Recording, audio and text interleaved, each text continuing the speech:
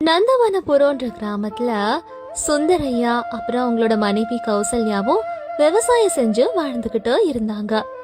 இவங்க 2 பேரும் கொஞ்ச நேரம் கூட சும்மா இருக்க மாட்டாங்க. ஏதாவது வேலை செஞ்சு வாழ்க்கையில முன்னேறணும்னு நினைப்பாங்க.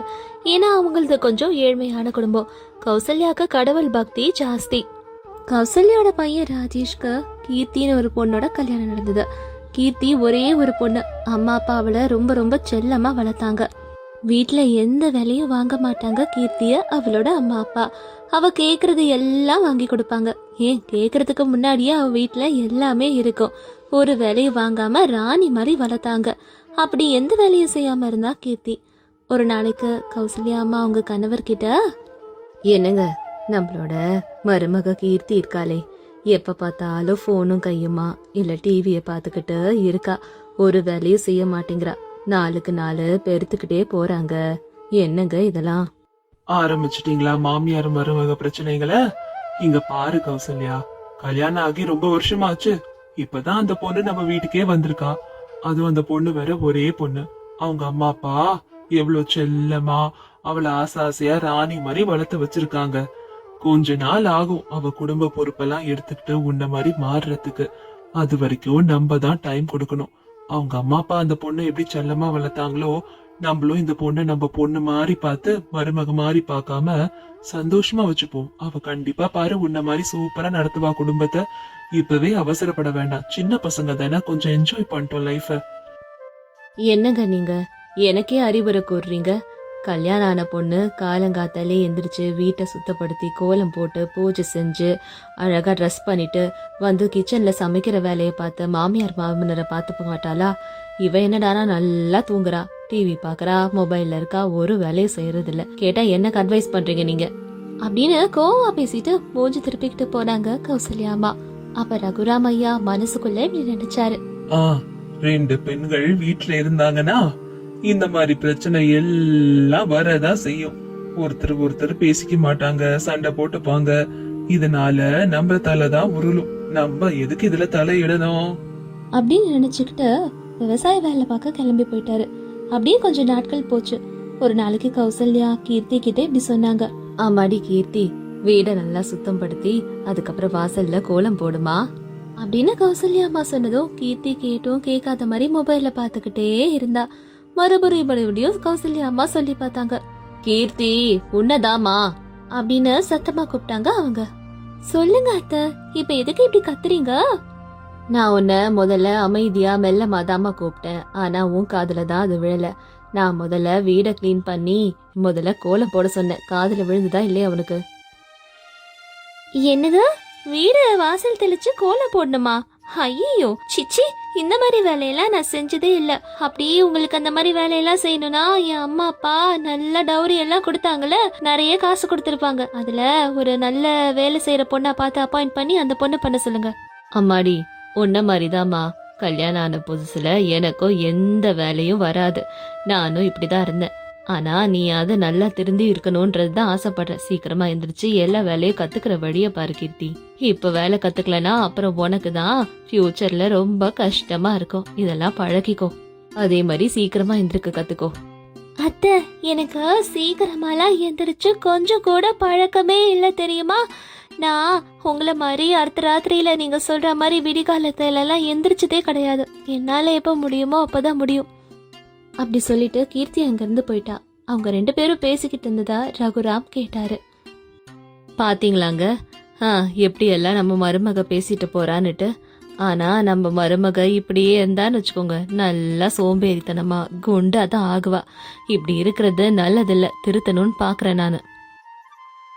என்ன பண்ண சொல்ற? நான் தான் சொன்னேன்ல, உன்ன மாதிரியே அவ நடந்துக்கணும்னு எதிர்பார்க்காத. கொஞ்ச நாள் டைம் கொடு, ஏன் கொஞ்சம் வருஷம் கூட டைம் கொடு. சின்ன பொண்ணு தானே அவ, சீக்கிரமா எல்லா வேலையும் கத்துக்கிட்டு மாறுவா. ஆனா இப்ப மாட்டா. என்னங்க, கார்த்திகை மாசம் வருது இல்லங்க, அதுக்காக தான் அவளை தயார்படுத்துறேன். ராஜேஷ்க்கும் கீர்த்திக்கும் நல்லபடியா கல்யாணம் ஆனா கீர்த்தியோட கையாலே சிவலிங்கத்துக்கு அபிஷேகம் பண்ணி பூஜை செய்யறேன்னு வேண்டியிருந்தேன். கார்த்திகை மாசம்னாலே நமக்கு எல்லாம் கொண்டாட்டம் தானே. அதே மாதிரி சிவையாக்கு ரொம்ப ரொம்ப விசேஷமான மாசம். காலையிலே எந்திரிச்சு கங்கா ஸ்நானம் பண்ணி வீடு தொலைச்சு கோலம் போட்டு பூஜை பண்ணி வில்வ இலையால அர்ச்சனை பண்ணி அபிஷேகம் பண்ணி அதுக்கப்புறமா கோவிலுக்கு போய் சிவையாக்கு விளக்கேத்தி நல்லா பிரதட்சணை பண்ணிட்டு வரணும். நினைச்சது நிறைவேறும், எல்லாரும் வீட்டுல சந்தோஷமும் கிடைக்கும். சிவையா அருளால வீடே சந்தோஷமா இருக்கும், செல்வ செழிப்பா இருக்கும், நிம்மதியாவும் இருக்கும். கார்த்திகை மாசத்தோட விசேஷமே இதானே. கணவன் நல்லா இருக்கணும்னு மனைவி கூட விரதம் இருப்பாங்க கார்த்திகை மாசத்துல. இதெல்லாம் கீர்த்திக்கு சொல்லி புரிய வைக்கணும்னு நான் நினைக்கிறேன். இந்த பழக்கங்கள் எல்லாம் விட்டு போக கூடாது இல்லைங்க. இதெல்லாம் நம்மளோட சாம்பிரதாயம், இதெல்லாம் கடைபிடிக்கணும். இந்த காலத்து பசங்களும் பண்ணணும். ஆமா ஆமா, கார்த்திகை மாசம்னா சிவையாக்கு எவ்வளவு விசேஷம். நீ எல்லாம் காலகாலமா பூஜை பண்ணிட்டு இருக்க. எங்க அம்மா கூட பண்ணுவாங்க, உங்க அம்மாவும் பண்ணுவாங்க, இப்ப நீயும் பண்ணிட்டு தான் இருக்க. கீர்த்திக்கும் இதெல்லாம் பழக்கணும்னு நீ நினைக்கிற நல்லதுதான். ஆனா பாப்போம் என்ன நடக்குதுன்னுட்டு. உடனே பண்ணணும்னு நினைக்காத, அவ சின்ன பொண்ணு தானே. இந்த சாம்பிரதாயம் எல்லாம் கண்டிப்பா அவளும் கடைபிடிக்க கொஞ்சம் நாட்கள் டைம் எல்லாம் கொடு. அவ கண்டிப்பா கத்துப்பான்னு நம்பிக்கை இருக்கு. என்னங்க, இப்ப இருந்து பழக்கினாதான் கார்த்திகை மாசம் வரும்போது அவ சீக்கிரமா எந்திரிப்பா, பூஜைகளை செய்வா. என்னவோங்க, இந்த பொண்ணை என்னால புரிஞ்சுக்கவே முடியல. எல்லாம் அவ இஷ்டம்தான். கண்டிப்பா அவ பண்ணுவா. நமக்கு வயசாயிடுச்சு, அதனால ஆன்மீகத்துல அப்புறம் பக்தியில ரொம்ப ஈடுபாடு அதிகம். ஆனா அவ அப்படியா என்ன, சின்ன பொண்ணு தானே. இந்த வயசுலனா இன்னும் நம்ம வயசு வரும்போது இன்னும் அதிகமா கூட பக்தியோட இருக்கலாம். ஏன் நம்மள விட பக்தியா கூட மாறுவா, சொல்ல முடியாது அப்படின்னு 2 பேரும் சேர்ந்து பேசிக்கிட்டு இருந்தாங்க. அப்படியே கொஞ்சம் நாட்கள் போச்சு. கார்த்திகை மாசம் வந்தது. ஊர்ல இருக்க எல்லாரும் கார்த்திகை மாசத்துக்கு தேவையான பூஜை பொருட்கள், அப்புறம் துணிமணி, அப்புறமா நிறைய பூக்கள், நிறைய விபூதி, சந்தனம் எல்லாம் வாங்கிட்டு வந்துகிட்டு இருந்தாங்க. அப்ப அவங்க கௌசல்யா கிட்ட கேட்டாங்க, என்ன கௌசல்யா, மார்க்கெட்ல உங்களை காணவே காணோம். கார்த்திகை மாசத்துக்கு தேவையானதெல்லாம் வாங்க வரவே இல்ல போல இருக்கே. என்ன இந்த வருஷம் உங்க புது மருமகளோட கார்த்திகை மாசத்தை கொண்டாட போறீங்களா நீங்க? ஆமா, புது மருமகளோட நீங்க கார்த்திகை மாசத்தை கொண்டாடினீங்கன்னா சிவையா உங்களுக்கு நிறைய அருள் புரிவாரு. நல்ல சந்தோஷமான ஒரு நிம்மதியான சூழ்நிலைகளை உருவாக்கி கொடுப்பாரு. உங்க வீட்டுக்கு விசேஷம் இதெல்லாம். நதியில நீராடினா புண்ணியம். சரிங்கம்மா, நீங்க சொன்ன மாதிரியே என் மருமக கிட்ட இதோட விசேஷங்களை சொல்றேன். அப்படி சொல்லிட்டு அவங்க கீர்த்தி கிட்ட போய், அம்மாடி கீர்த்தி, கார்த்திகை மாசம் வந்துருச்சுல, எல்லாரும் பசாருக்கு போய் பூவு, குங்குமம், விபூதி, பூக்கள்னு எல்லாம் வாங்கிட்டு வராங்க. நீயும் கிளம்பு, நம்ம 2 பேரும் கார்த்திகை மாசத்துக்கு தேவையான பூஜை பொருட்களை வாங்கிட்டு வரலாம். கார்த்திகை மாசம்னா என்ன, அதுவும் வழக்கம் போல ஒரு மாசம் தானேட்டா. அதுல என்ன ஸ்பெஷல் வெரைட்டி இருக்கு? ஐயோ, என்னாலலாம் இப்ப கிளம்பி வர முடியாது. நீங்க வேணா போயிட்டு வாங்க. நான் இப்ப கிளம்பணும்னா பிரஷ் பண்ணணும், குளிக்கணும், காஃபி எல்லாம் குடிச்சிட்டு வரணும். அதுக்கு பதிலா நீங்களே போய் தேவையானது எல்லாத்தையும் வாங்கிட்டு வந்துருங்க. இங்க பாருமா, உன் நல்லதுக்கு தான் சொல்றேன். நீ இப்ப கூட என் கூட வந்தனா என்னென்ன வாங்கணும், ஏது வாங்கணும்னு எல்லாம் தெரிஞ்சுப்பல. தெரிஞ்சுக்கிட்டு நான் நாளைக்கு ஊர்ல இருந்தாலோ நீ தனியா கார்த்திகை மாச பூஜை பண்ணணும்னாலும் யாரையும் கேட்காம பண்ணலாம். அத்தை, பஜார் ரொம்ப தூரத்துல இருக்கு. என்னாலலாம் அவ்வளவு தூரம் நடந்து வர முடியாது. ரொம்ப ரொம்ப கஷ்டம் தான். என்னால முடியாது, நீங்க போயிட்டு வாங்க. அம்மாடி, கார்த்திகை மாசம் காலையிலே எந்திரிச்சு தலைக்கு குளிச்சு சிவையாவை நினைச்சு பூஜை செஞ்சு வில்வத்தால அர்ச்சனை பண்ணி அப்புறம் விபூதி அபிஷேகம், பால் அபிஷேகம், பன்னீர், சந்தனம் இதெல்லாம் போட்டு அபிஷேகம் பண்ணி பூஜைகள் செஞ்சு மந்திரங்கள் படிச்சு அப்புறம் கோவிலுக்கு போய் அர்ச்சனை பண்ணி அபிஷேகத்தெல்லாம் பார்த்து நல்லா நீராடிட்டு வந்தா ரொம்ப ரொம்ப புண்ணியம். கங்கா ஸ்நானம் பண்றது அவ்வளோ புண்ணியம் தெரியுமா? வீட்டுக்கே நல்லது. கணவருக்காக விரதம் இருக்கிறது 1 கோடி புண்ணியம் தரும். இதெல்லாம் கார்த்திகை மாசத்தோட சிறப்புகள். இதெல்லாம் பண்ணா குடும்பமே சந்தோஷமா ஒத்துமையா இருக்கும்ன்றது நம்மளோட முன்னோர்களோட ஐதீகம். கார்த்திகை மாசத்துக்கு அவ்வளோ சிறப்புகள் இருக்கு. நம்ம முன்னோர்கள் தான் நம்ம இதெல்லாம் வழிபாடு செய்ய சொல்லிட்டு போயிருக்காங்க. இதெல்லாம் நம்ம கண்டிப்பா கடைபிடிக்கணும். குடும்பத்தோட வழக்கம்ல.